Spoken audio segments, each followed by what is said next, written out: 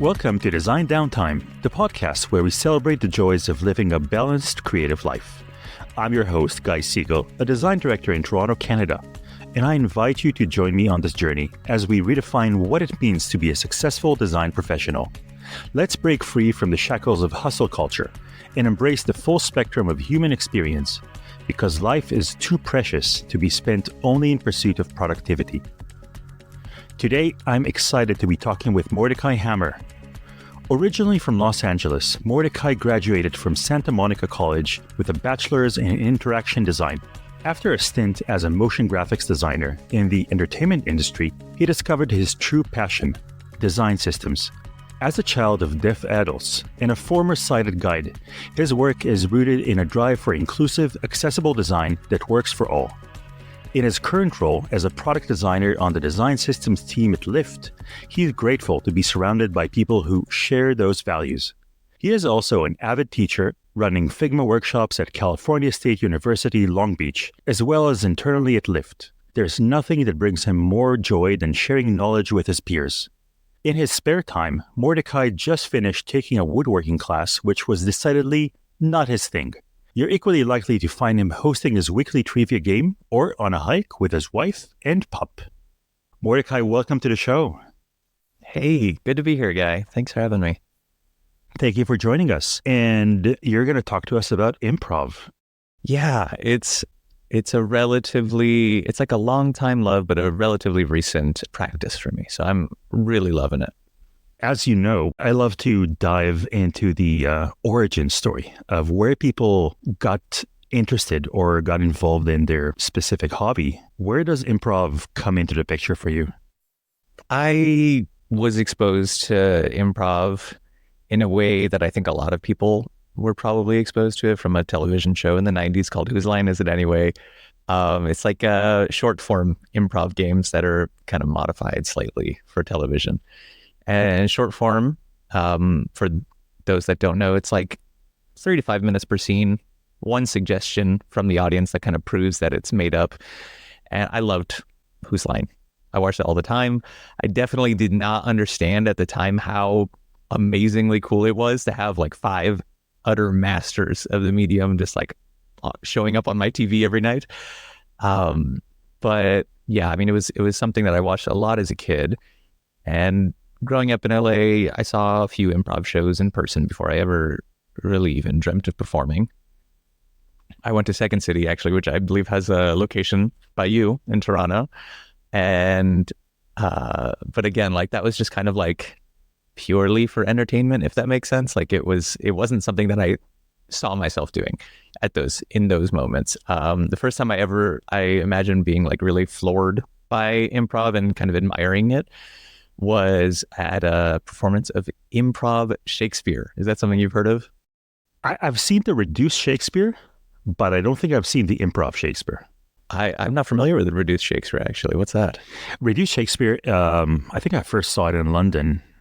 It is an hour and a half. It's, I think, 2 or 3 guys, and essentially they cram all of Shakespeare's work into an hour and a half. Wow. Oh, gosh.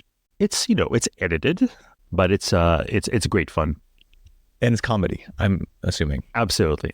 Yeah. Improv Shakespeare is something similar to that in the sense that it's like a comedy Shakespeare performance, but it's long form improv. So it's, they take one suggestion from the audience and then that drives like the opening scene, and then the performers just kind of take it wherever, and that is very similarly, I'm sure, to the reduced Shakespeare. It's like all in the iambic pentameter. It's all like rhyming, and like you said, it's edited. It's probably anachronistic at times. Like they're making references to things that probably didn't exist at the time of Shakespeare, but that makes it more relatable and more funny usually.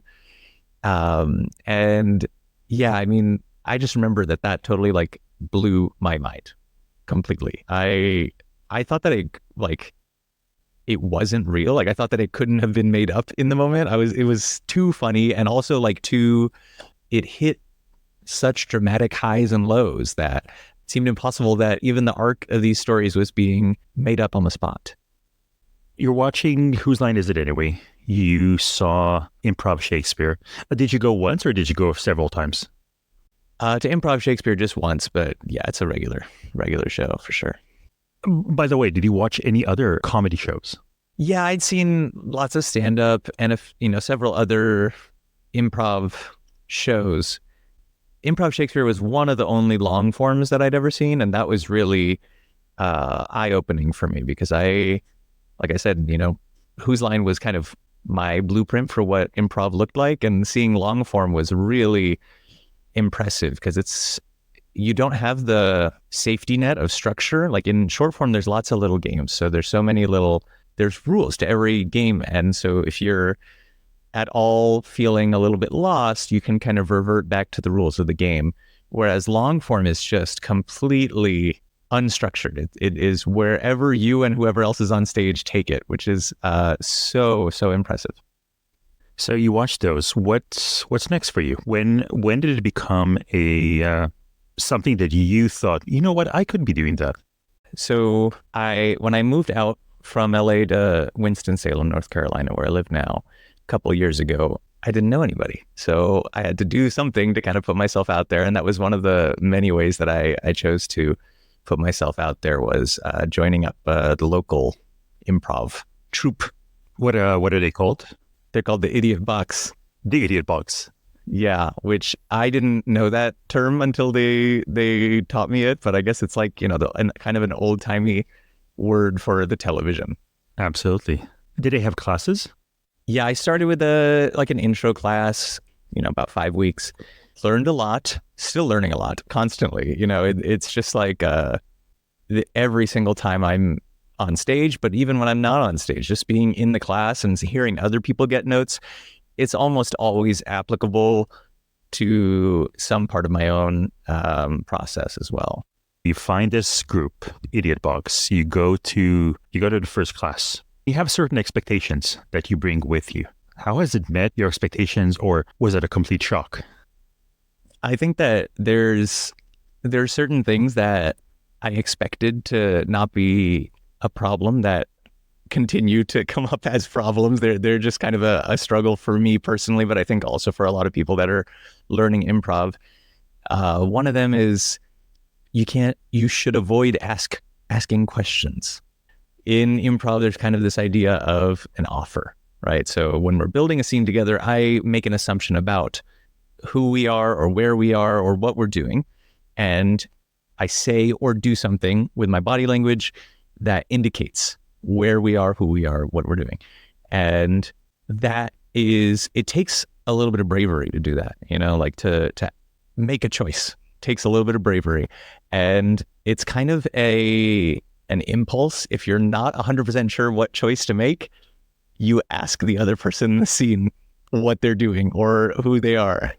And it's just kind of how we go through daily life is when we're not sure about something, we ask. But that's kind of one thing that improv has been teaching me is like, sometimes you just got to make a choice. Like any choice is fine. It doesn't need to be an amazing choice. It doesn't need to be a funny choice even necessarily. It just needs to be a choice. And then you can keep moving from there. That sounds like it requires a lot of trust in the other person. Yes, absolutely. It requires so much trust, which is awesome to be meeting people and just like being put in a setting where they're trusting you and you're trusting them. And there's kind of that mutual expectation of trust is so affirming, I guess. It's a wholesome place, an improv studio. What is the curriculum of improv? So we are learning short form. So there's lots of little games. I think before we got into playing any of the actual games, there was just building some of the more basic skills of what you'll need to do in order to be on stage. So for instance, at one point, the teacher was like, okay, I'm just going to have you speak about a topic that someone from the audience has, or someone from the class in that case, has suggested. So like construction materials. Now you have to speak for 1.5 minutes straight about construction materials. And that's kind of just building the ability to get past I don't know if it's shyness or just like a hesitance to really just speak your mind and go all the way with whatever you're thinking about. Outside of that, there's building characters. So in a similar way to making an offer to someone else in a scene, you got to make a choice about what the character that you're inhabiting is. So at that point, when we were just focused on building characters, there wasn't any game in particular. It was just, you're going to come up on stage with this other person, and you're both just going to assume the role of a very strong, and when I say strong, I mean like convicted, like you really have conviction within your character. They don't need to physically or emotionally be strong. I'm trying to think what else in terms of introductory lessons. There was like scene work. So there's I believe that's what it's called, is like where you're building an imaginary space, kind of like pantomiming, and there's this. It's surprise. That's another thing that I expected to be easier. And the moment that you start trying to pantomime, you realize that like you don't know exactly how to do it as precisely as you think you do. Like I was just trying to. We were in a fire station, and the goal was to enter the scene, interact with something, and then leave. I said, "Oh, can I enter? It's a fire station. Can I enter with the pole?" And she said, "That's fine." The teacher said, "That's fine, but you're going to have to leave the same way." So I slide down the pole, and then I had to climb up the pole, which that part was relatively easy. But then what do you do when you're at the top?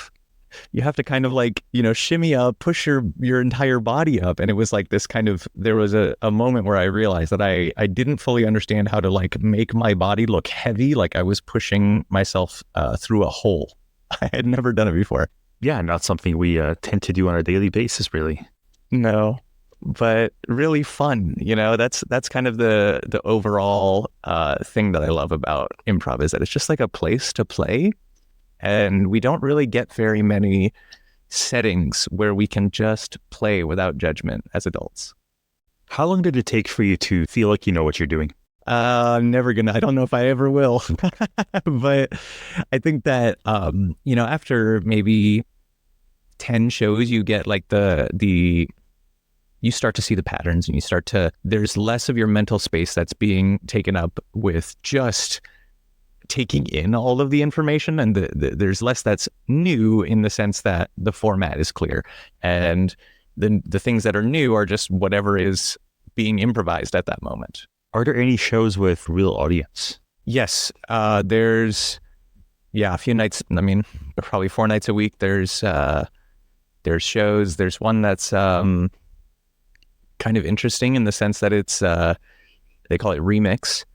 I've never taken part in this one, but there's a stand-up artist that gets up there and does their pre-written set, and then the improv artists have never heard it before, but then they improvise based on the set.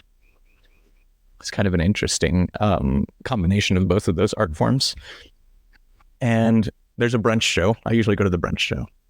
It's like kind of unusual to be watching improv at 11:30 on a Sunday, but it works surprisingly well. So tell me about the first time you were on stage in front of your audience. Yeah, terrifying.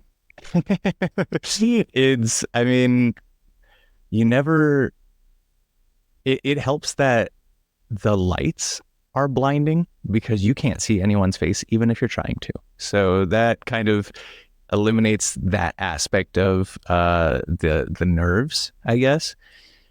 And I mean, improv is generally low stakes.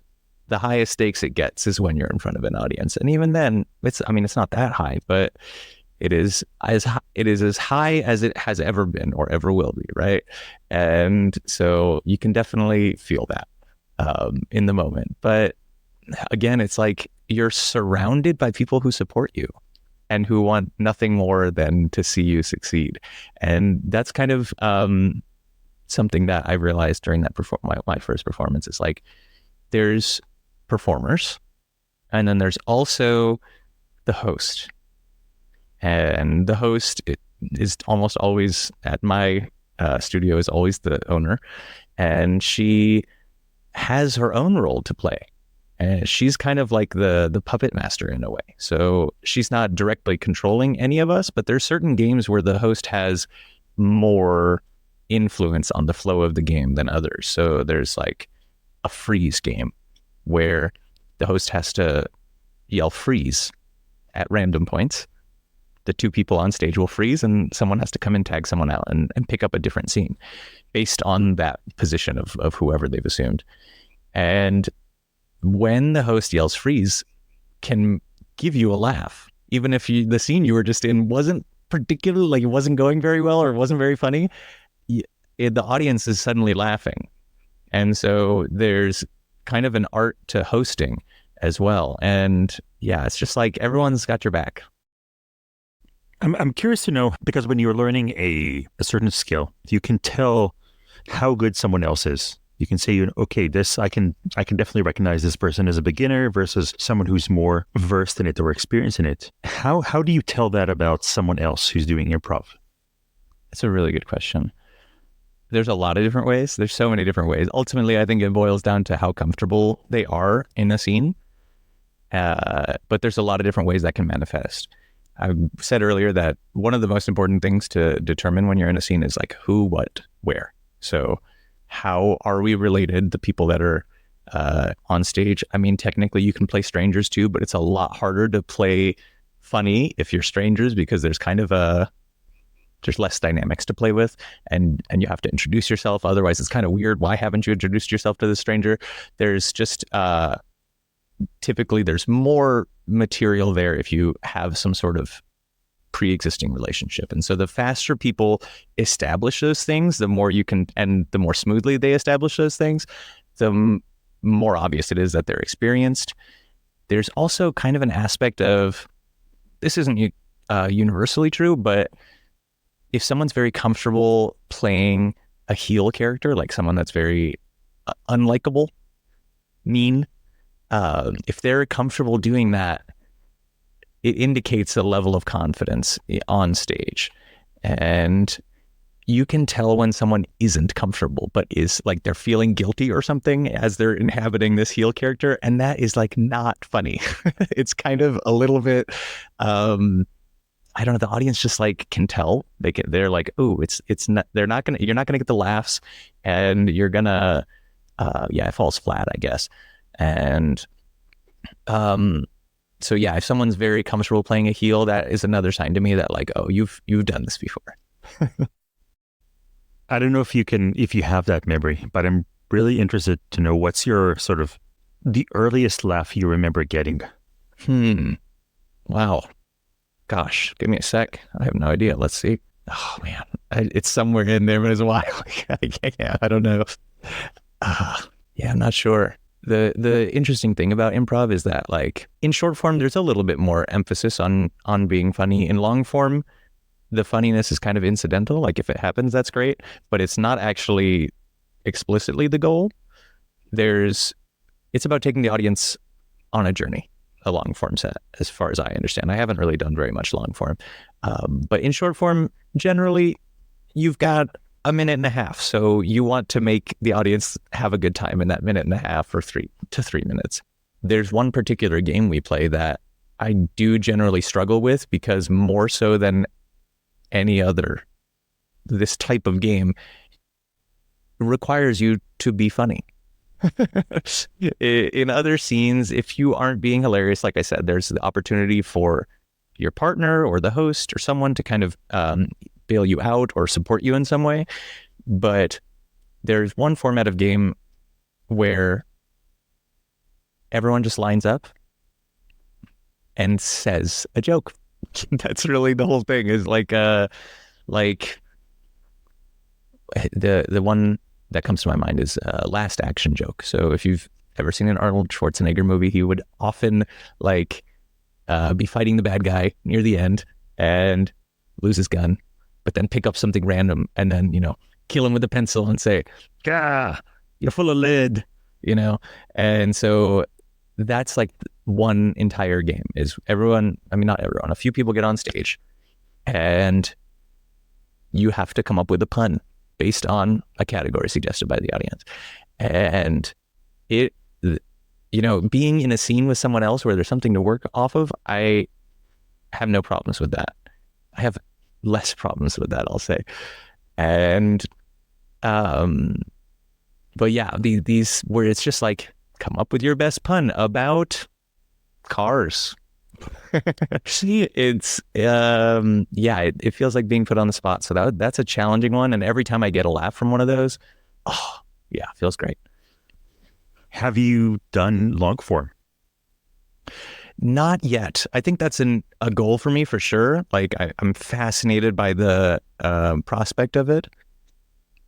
We don't do a ton of long form at my studio, but I'm sure I won't be at the studio forever. So I do plan on getting there at some point. It does seem like hard mode. So I fully anticipate needing to like really buckle down and get my skills sharpened before I get too into long form. But it's never too early to try, right? The only way to get better at something is by actually doing it. So I do need to start. So we talked about how you're sort of able to assess how others are, how well others are doing. How do you know you're getting better? Yeah. Seeing the patterns, like being able to know, first of all, just off of the title of the game that'll be announced, like what to expect, how to kind of brace myself for the type of what will be demanded of me in that scene. There's also an aspect of improv that's like, who are you improving with? So getting to know my counterparts on stage better and how they like to play a scene. When I'm able to anticipate what will let them get a laugh, then I know that I'm in a good, like I'm either having a great night or I'm getting better. So improv is definitely about a lot of communication, a lot about listening to the other person that you play off. How do you see yourself, or has it affected the way you communicate with other people outside of the improv world? Absolutely. Yeah. I mean, not only is there the kind of straightforward aspect that like improv is about playing. And so if you are playful more often, then it's going to be a more natural course of conversation. You won't be so straight-laced about your replies. Sometimes you might say something that is almost a non sequitur in response to what someone said, and for no other reason other than now we're laughing, and then we can get to the actual answer.